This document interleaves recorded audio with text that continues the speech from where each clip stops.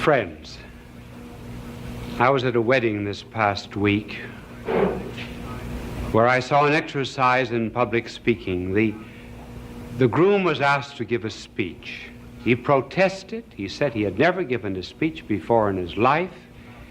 He would be very embarrassed, and he begged off, but everyone insisted.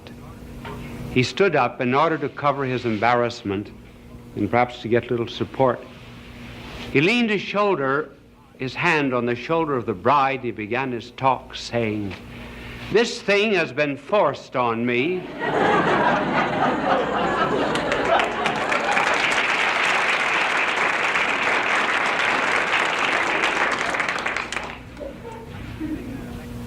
I was giving a lecture not long ago in a hall, and I was heckled from the hall. Someone interrupted. It was not at all to the point of the lecture, and said, "How was Jonas in the belly of the whale for 3 days?" I said, "I really do not know. But I said, when I get to heaven, I will ask Jonas." He said, "Suppose Jonas isn't there." Well, I said, "Then you ask him."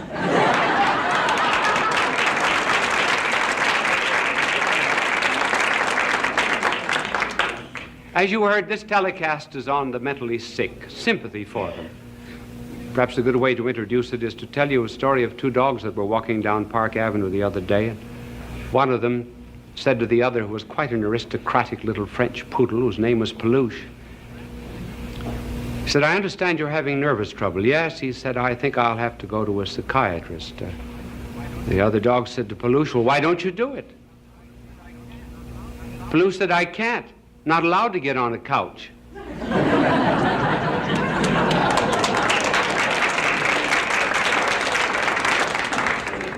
Why is it that we have more mental disorders in the United States than there is in the Eastern world?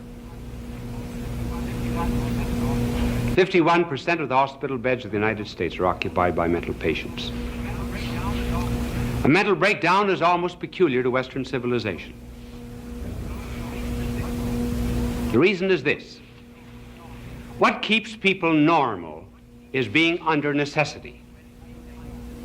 That is to say, having a destiny to work out, or the fulfillment of a quest of some kind. Now, the Eastern people are under a very elemental necessity. There are 2 kinds of necessities. One of them is physical. The Eastern people have to satisfy the elemental requirements of life, the 3 R's. In other words, they have to have a roof for their head, rags on their back, and rice for their stomachs. And as long as they are bound to strive to keep body and soul together, they keep normal. Our Western civilization is not under a physical necessity. There still is another necessity, which is moral. That moral necessity keeps people normal. It is the drive to be virtuous, to lead the good life, to eventually save one's soul. Now, if people do not have either a physical necessity or a moral necessity, they are apt to crack. That's one of the reasons why in our Western civilization we have not the problem of the 3 R's, we've got the ABCs: anxieties, boredom, and complexes. Now we might ask, what are, from a popular point of view, after all, this is not a medical discourse, the principal kinds of mental disorders from which people can suffer? Well, they are 2 kinds, and we will describe them quickly and as briefly as possible. One of them is psychoses. The other, neuroses. One difference between the two is that this is organic. It is constitutional. It has something to do with blood and our whole physiological structure, though it could be induced also by some kind of shock. The other, the neuroses, is something that is acquired. It is not organic, it is a trait in personality. For example, someone who has a superiority complex, the desire to be above everyone else. We say this is organic. This is not to be helped so much by any kind of analysis.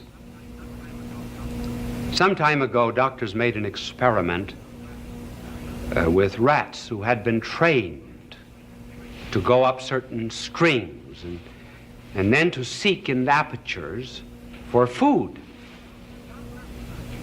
The doctors took blood from a schizophrenic patient, a human being, and injected that blood into the rats. The rats, to a great extent, lost their training,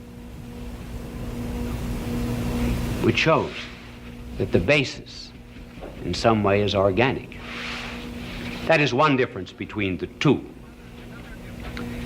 Another difference between the two has to do with reality. The psychotic patient is to a great extent outside reality. That is to say, he lives in a world of fantasy. Suppose he's a paranoic and believes that he's being persecuted. That's not a real world. No one is actually following him, though he believes it. The neurotic patient, on the contrary, is in a much more real world, but he has disturbed relations about that world. To explain it much more simply, a psychotic patient believes that 2 and 2 equals 5. Therefore, he's wholly out of contact with the real world, has a logic all of his own. That's one of the reasons why it's rather difficult to use argumentation and reasoning with psychotic patients. The neurotic patient believes that 2 and 2 equals 4, but he's worried about it. Then another difference here, the psychotic has little responsibility, but has some responsibility. Here, there is great responsibility. The neurotic is in flight from responsibility, a flight to illness. For example, there was one man who had worked in an office for 20 years. He was sure that he would be named vice president. He felt that he should have been named one of the 76 vice presidents, but he was not. A younger man was named ahead of him. He developed headaches, sickness. He was not able to go to work. He was not really sick. He was in flight from responsibility because his pride was hurt. Now, those are some of the differences existing between the two kinds of mentally sick, which brings us to this other question.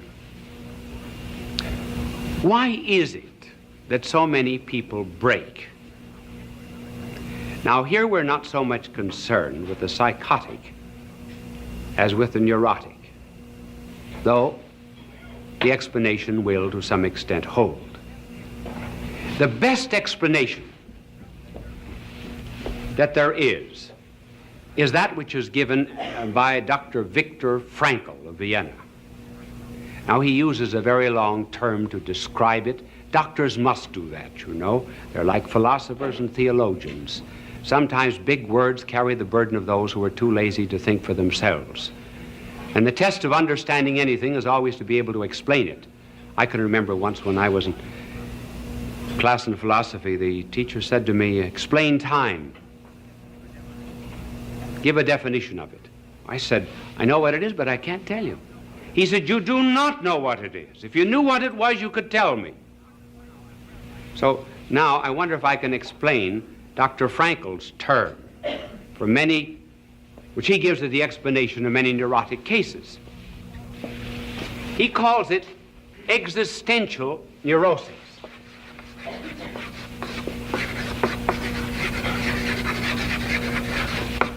In other words, it has to do with a meaning for life. He says that the drive is not a will to pleasure, not a will to security, not a will to superiority, but the essential drive of life is a will to meaning. For example, a person would not have a gadget in his house 10 minutes without knowing what it was for. But some people will live 10, 20, 30, 40 years without knowing why they're here or where they're going. After all, that's the first question that has to be answered. And until that question is answered, namely the meaning of existence, one is apt to develop a neurosis. After all, when you go to the dentist, sit down in his chair. Before the dentist applies the drill, he has a right to say to you, what is your philosophy of life? Because if your philosophy of life is wrong, he can't be sure you'll ever pay your bill.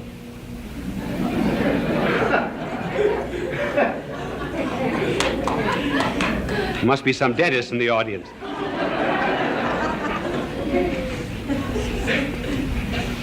And to see that existential neurosis, how it works out in a small way on Sunday. Some people have Sunday neuroses. They do not know what to do with their time.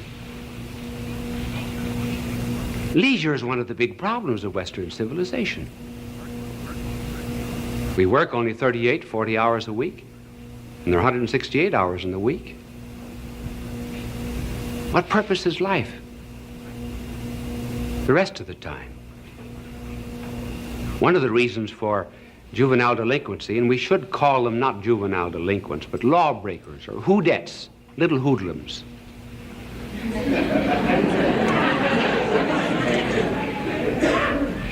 One of the reasons is these young people are in protest against their elders and their parents and their teachers, their educators, who are not giving to them a purpose of life. So they're out to destroy. They can see no goal or purpose in anything.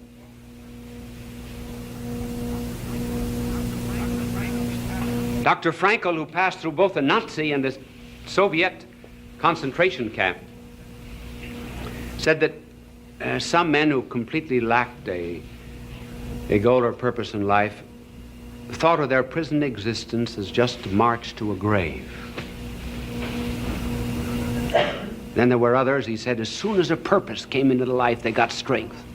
He said we were all starved in prison, and yet one day one of our starving men went into the Soviet pantry and stole 3 potatoes. The Soviet guard announced to us that we would be starved until the guilty person appeared with the 3 potatoes. There were 2,500 prisoners. Suddenly they had something to live for, to assert their superiority over the Soviet system. And for 48 hours, not one of them, even though they had nothing to eat, would give way the one who stole the 3 potatoes.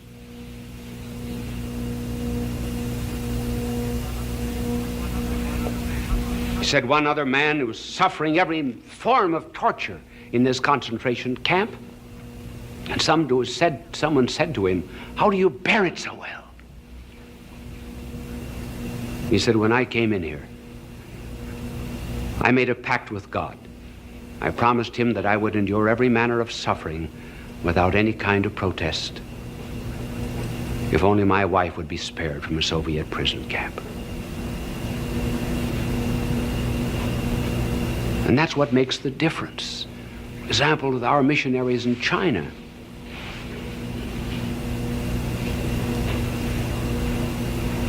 As long as they can see beyond the suffering, it becomes bearable and endurable.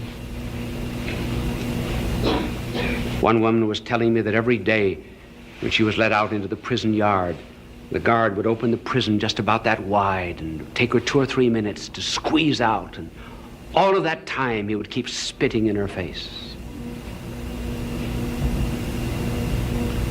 And she just smiled back at him. One day she said, "Thanks." And without cynicism. And when she came back, he said to her, "Why did you say thanks?" He said, "Because you made it possible for me to understand how our Lord felt when he was spat upon." There was purpose. Nietzsche did not say many wise things, but one wise thing he said was, "One can endure the how of anything if you only know the why." And Dostoevsky, who suffered so much in a Siberian prison at the close of the last century, said, "I pray to God that I may be worthy of my sufferings." He was not suffering from a neurosis caused by the meaninglessness of life. Why is it that we have more sympathy for the physically sick than the mental? They get little sympathy. One reason is, I suppose, we have no experience of the mentally sick. We understand physical suffering. Then we attach a shame to mental sickness. We regard it as a stigma. If someone in the family is sick, we hide it. We do not hide the fact that someone has cancer, tuberculosis. I know of no spiritual book that has been written just for the mentally sick, for the psychotic and the neurotic. Now here's the point that I want to make. Whenever people suffer and we bring them consolation, we always tell them about our Lord on the cross. You see, our blessed Lord took upon himself all the sufferings of the world. First of all, because they were the effects of sin. And also, so that we could never say, God does not know what it is to suffer. And also, that later on, when he had triumphed over his sufferings, that we might see in others his agony all over again and be sympathetic to them. But when we talk to the sick, it's almost always to the physically sick, hardly ever to the mentally sick.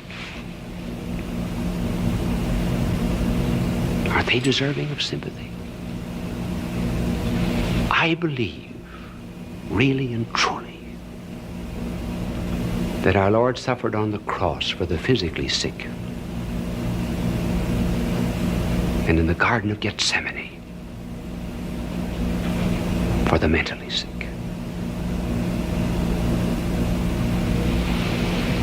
Look at the words that describe his agony there.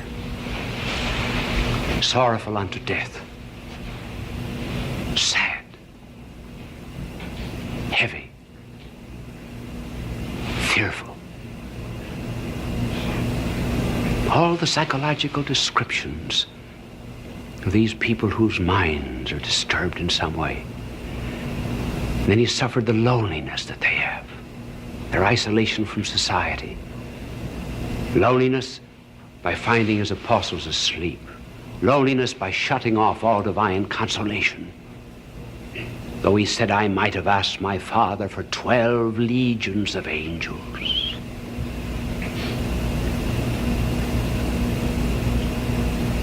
But more than that, he entered into their agony. It was mental agony he suffered for them. There are various levels of pain. And in order to understand his agony, just recall that animals do not suffer as much as we do. We're very apt to read into an animal's suffering, but it is actually quite unjustified. An animal may be in pain, say, for 2 or 3 hours, and there's each beat of pain. But the animal never adds up the beats. What might be the 20th stroke of the hammer of pain is not to him the 20th stroke. It's isolated, it's unrelated. It's just that moment. But when we suffer, we go back to the past. We say, oh, I've been suffering from this for 3 years, 7 years. And we pull all of that past up to the present moment and load it on the present. And then we look in the other direction. We look off into the future. Maybe 5 more years, maybe 10 more years. I will be tortured. And then we pull that back upon ourselves. And the present moment has within itself the addition of all that has been and all that we can imagine it will be. That is why we try to distract the sick, to break up that continuity. Now, in the case of the agony in the garden, our blessed Lord was suffering not physically. He was suffering spiritually and mortally. What physical pain is to you and me, that moral evil is to him. Rather difficult for us to understand that, but it is true that only the innocent understand what guilt really is. So he begins to take upon himself all of the guilt of the world, all of that guilt that produced in some way, however indirectly, all the psychotic patients of the world. And all of the denial of guilt that produced all the neurotic patients of the world. And that is principally what neurosis is, the denial of the responsibility of their own guilt. And he took all of that upon himself as if it were his own.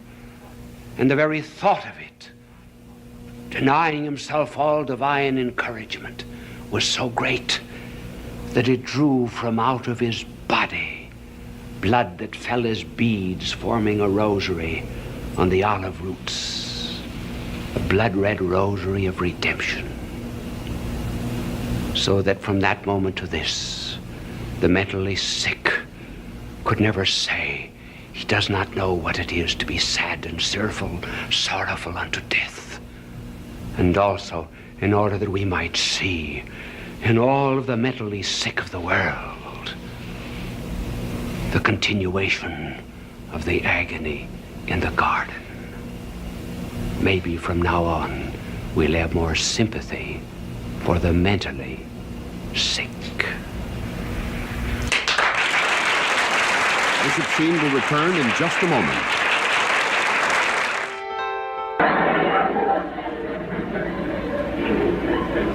There are actually 4 distinct stages which we will enumerate in the meeting of boys and girls.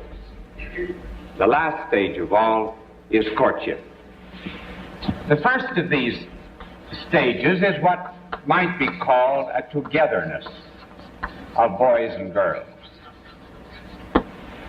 And the second stage is separation.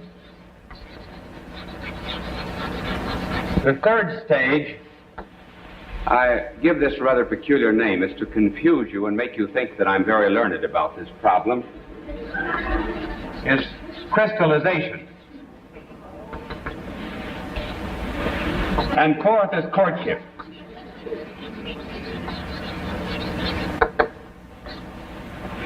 You know, I actually didn't spell that thing out because I don't remember whether there's 1 or 2 L's in it.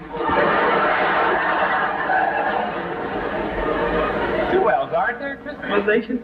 Well, I'll leave it that way. It's much better. I should have looked for a synonym. Well, the first stage of boys and girls is that of togetherness in which they play together and are quite young, and they enjoy one another with a naturalness which is devoid of any of the troubles that come later on from sex differences. We need not emphasize this particular stage here. There's the same naturalness there that there is in the 2 children at the seashore who were the victims of divorced parents, and one said to the other, "How do you like your daddy?" The other said, "Fine." The first one said, "So did we. We had him last year." And the next is the separation. Now we reach a moment in the lives of boys and girls where the boys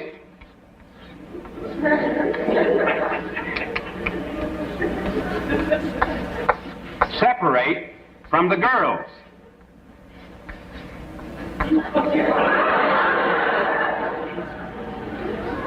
I'll bet I get another art scholarship for that one. Now, in this stage of separation of boys and girls, the boys do not want to be seen with the girls, and the girls do not want to be seen with the boys. As a matter of fact, the greatest punishment that can be given a boy at this particular age is to be made to sit with girls. Girls are all sissies. And then a girl, of course, in her turn, hates to be put with a boy. It's a very interesting stage of life, and a very good one, because it is one that might be called polarization, in which they break off into opposite poles. They might be called, actually, the positive and negative charges of electricity. You would never have sparks of love later on unless there was polarization at this moment.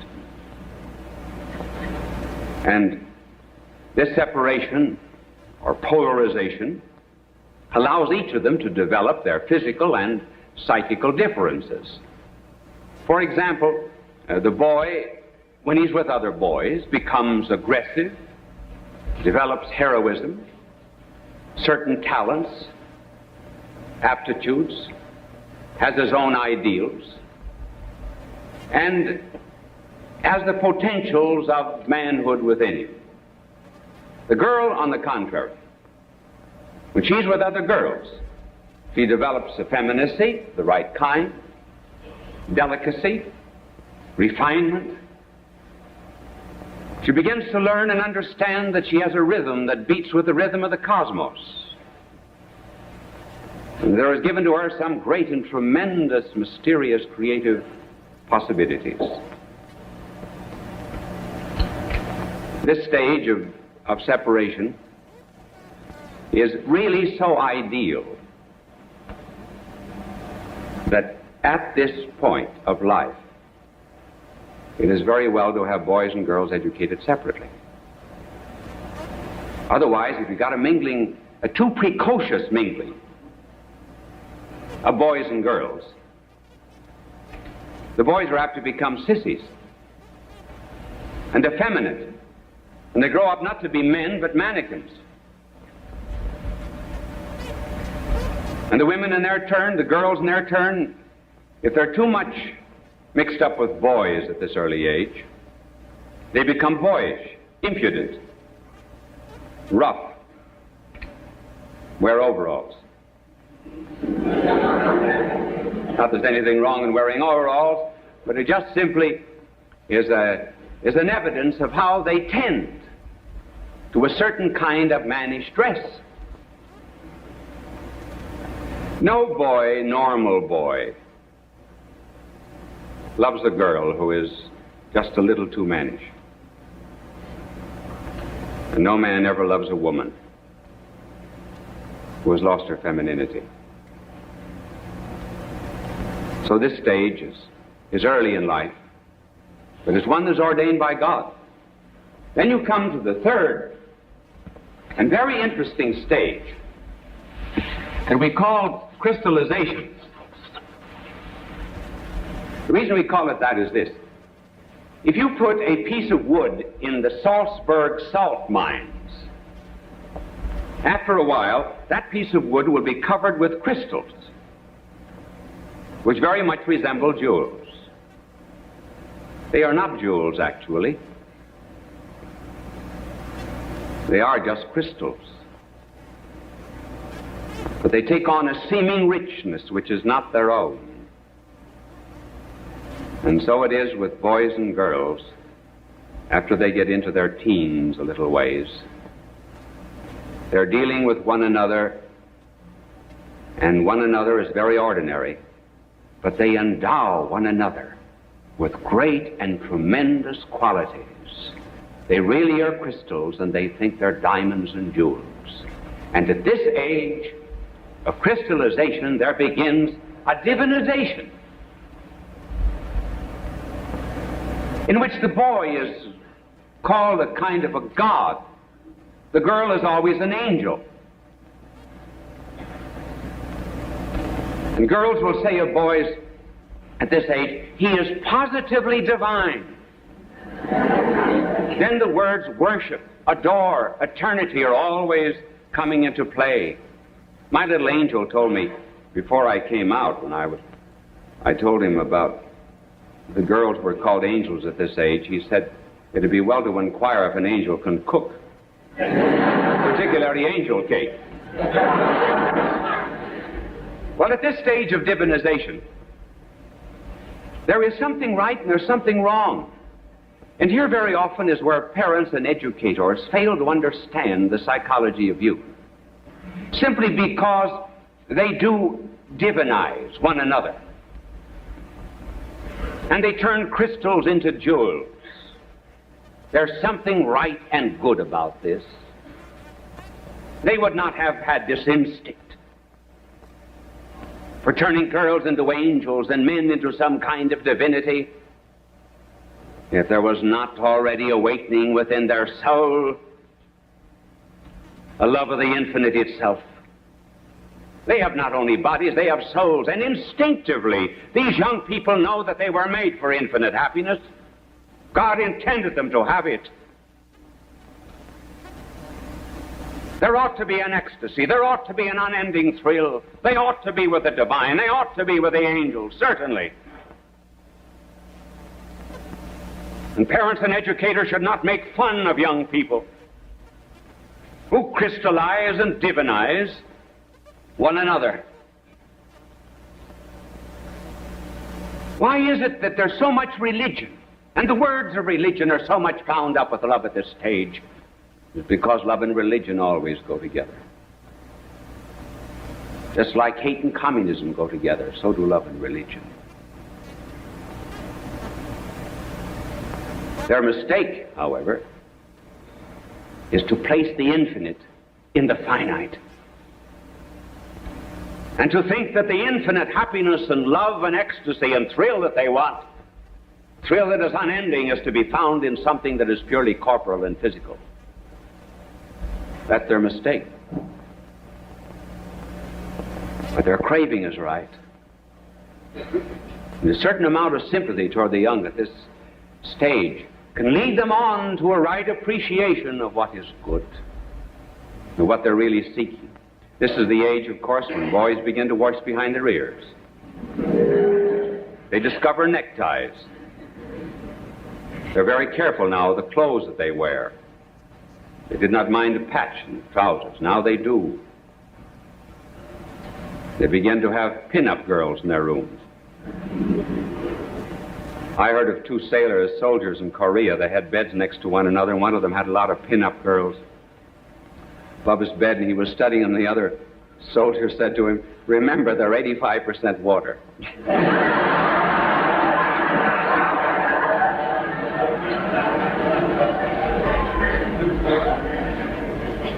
And then the girls at this stage discover lipstick, high heels, and perfume. I know of one girl who was being crystallized at this particular age of life, who believed the perfume advertisements. Remember the cartoon that appeared years ago? Someone went into a perfume counter and said, "Haven't you anything for beginners?" Well, this girl went in, and she wanted some perfume, because she was an angel, and the clerk said, "Well, here we have a perfume, $35. It's called Perhaps." She said, "For that price, it ought to be called Sure."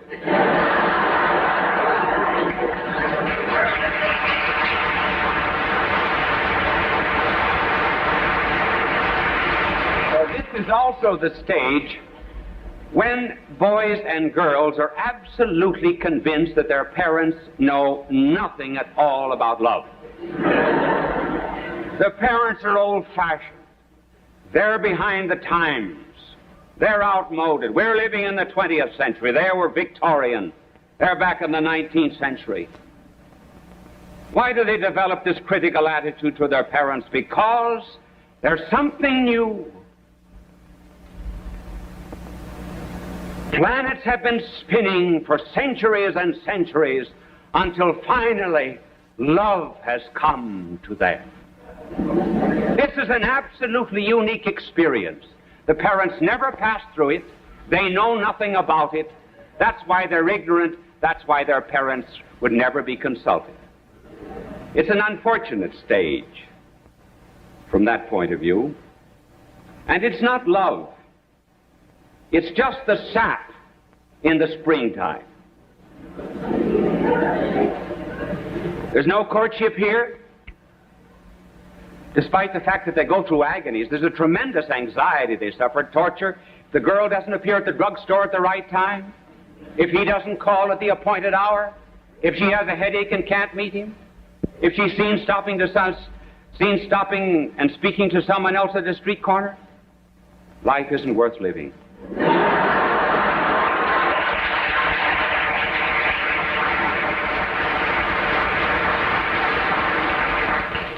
This has rightly been called puppy love.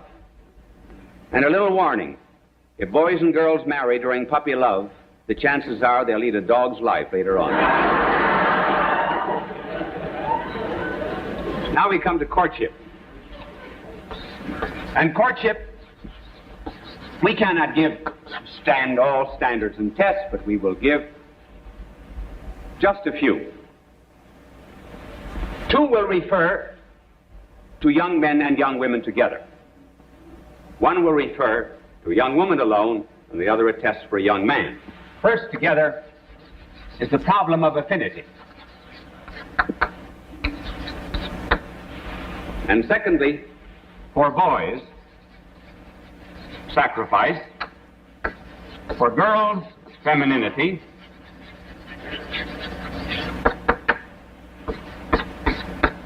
And fourth, the ability to pray together. Now, first, affinity. Is there an affinity between a young couple who are beginning to fall in love with one another? I'm not speaking of physical affinity. That has been treated elsewhere and in a very copious fashion. But it is well to remember that beauty in a man, in a woman, and strength in a man do not long endure. They are given to young people only to serve as purposes of allurement. And they pass away later on in life. Yes, he is a strong man when he makes an end run on a Saturday football team, but ask him later on to take down the screens.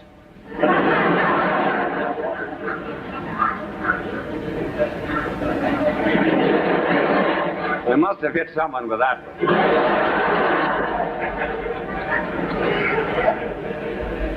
So there must be some other affinity besides the physical, namely an interest one in the other.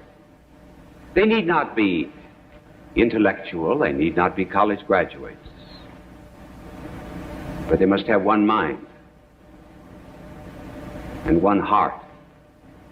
If, for example, the husband is a salesman, he comes home at night and says, "Listen, dear, wonderful, wonderful thing happened. I sold 1,000 refrigerators today." And she says, "How do you want your eggs?" Now, that's one of affinity. A musician, for example, should never marry a woman who's tone deaf. But above and beyond all that, married life is very much like a game of tennis. There's a give and take. And there should be an abundance of that. And the real test, as they come closer to one another, is to ask if they can share not only the joys of life, but also the frustrations. A symphony is made up of a treble and bass. There are indeed melodious notes, but there are also counterpoints, and there are seemingly opposing and conflicting themes, and yet all of them, in some beautiful fashion, are molded together into harmony. So too, if there's true affinity, the crosses and trials of life will be understood by both, as well as the joys. That is the first condition. Then a test for the young man. Is he an egotist? Is he selfish? Or does he know how to make sacrifices? And as regards sacrifices, remember, sacrifices are born of love. That's the reason he gives a ring of gold instead of tin. Because it costs something. If he's egotistic before marriage, he'll be egotistic afterwards, more so. If he sends you 100 flowers before marriage, you'll get 10 afterwards. If he has 4 roses before marriage, he'll have 40 roses afterwards.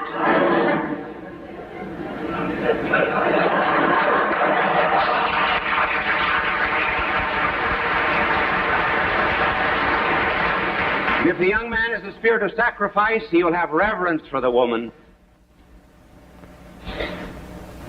Reverence for the mystery of femininity, knowing that she is not a bargain counter where a motley crowd can purchase.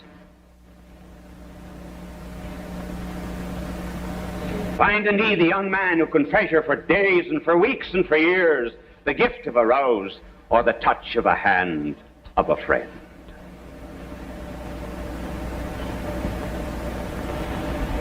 Now a little test for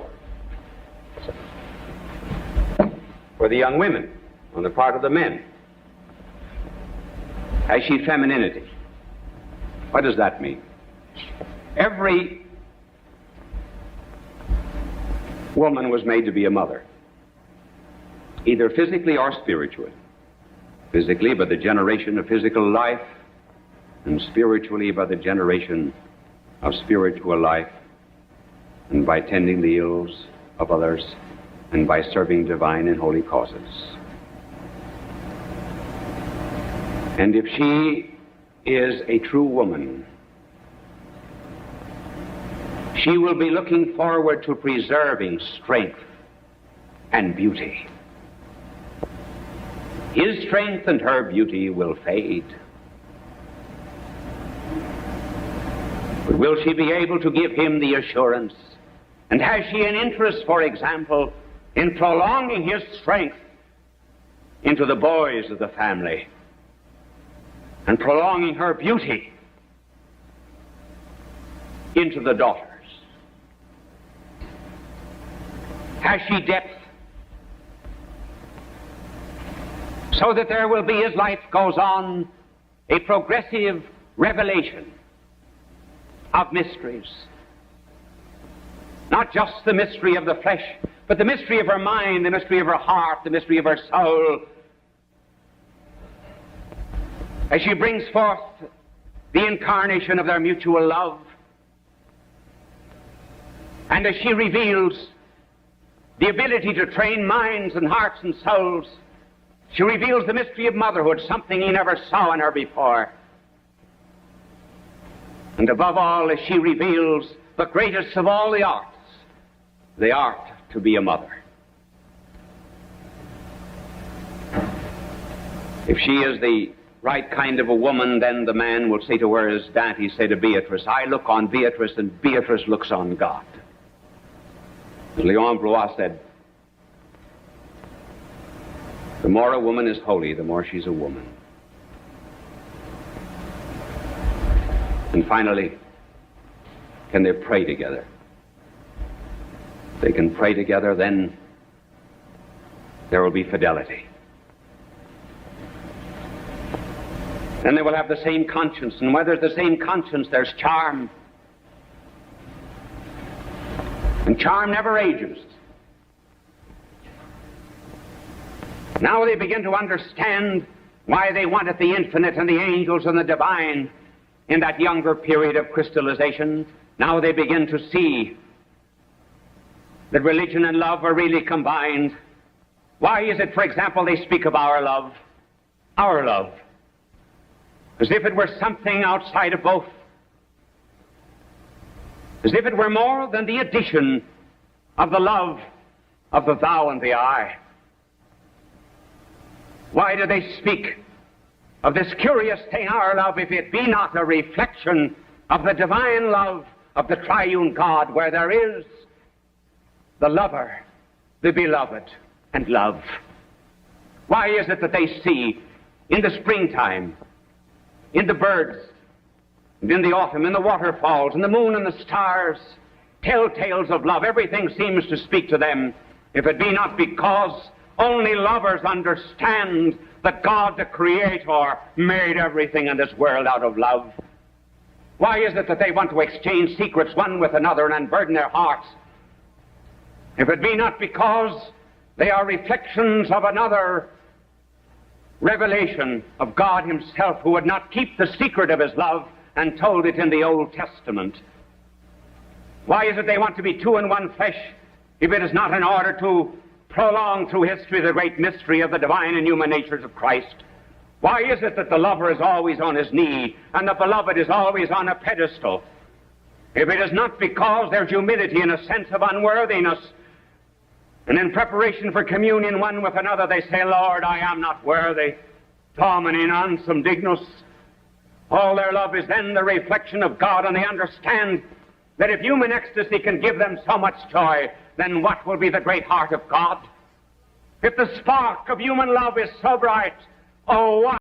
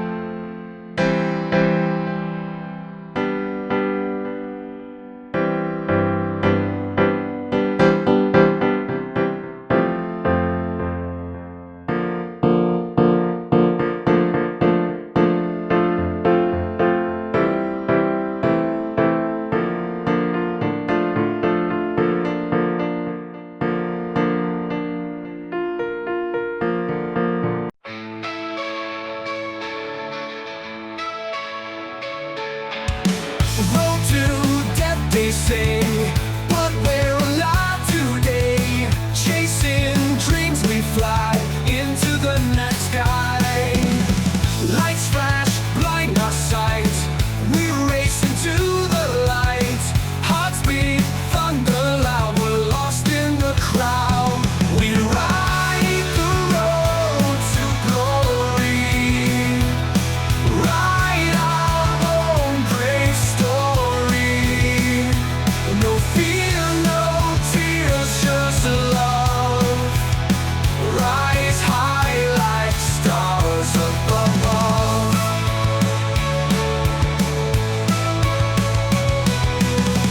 Battles fought and won.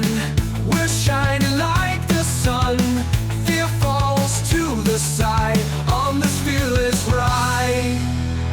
Awards and gold in hand, we take our final stand. Filmmakers, actors proud, we shout our dreams out loud. We ride the road to glory.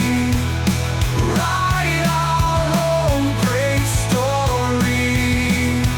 No fear, no tears, just love. Rise high like stars above.